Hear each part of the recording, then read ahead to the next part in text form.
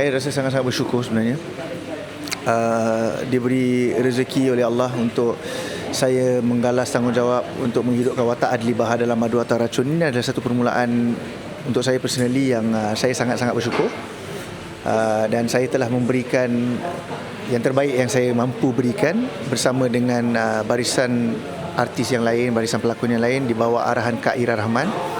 So I'm very excited for this show to come out on the 14th of August. And Madu Atau Racun ini adalah satu naskah pada saya yang very different lah sepanjang kerjaya saya sebagai seorang pelakon. Ini adalah satu karya yang penuh dengan layer, penuh dengan plot twist dan penuh dengan pengajaran yang dapat kita semua mengambil iktibar dan pelajaran, insyaAllah. Untuk Alif, sebenarnya ini adalah sumber rezeki, perkara yang saya sangat meminati, iaitu berlakon, menyanyi dan sebagainya. Jadi untuk Alif mengambil naskah ini kerana minat terhadap seni ini. Jadi dapat bekerja sama sekali bersama dengan Kak Ira Rahman, ini kali kedua. Alhamdulillah, seorang sutradara yang saya tak tahu, I only have good things to say.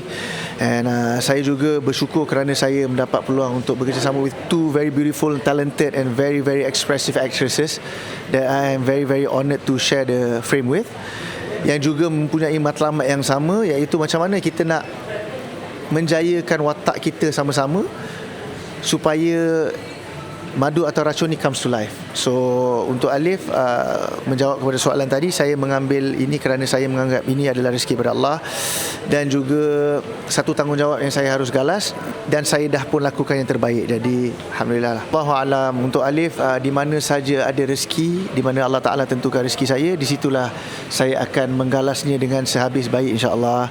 Yang mana kurang baik tu saya harus perbaiki kerana saya juga manusia biasa. Yang mana ada pepatah lah, yang baik jangan dipatah, yang jahat jangan ditambah. Jadi itu sajalah saya punya phrase, insyaAllah. Okay, sebenarnya ada, as we are talking right now, ada satu, saya sedang involved dalam satu projek yang saya tak dapat nak katakan dulu di sini, tetapi akan diumumkan tidak lama lagi lah, insyaAllah.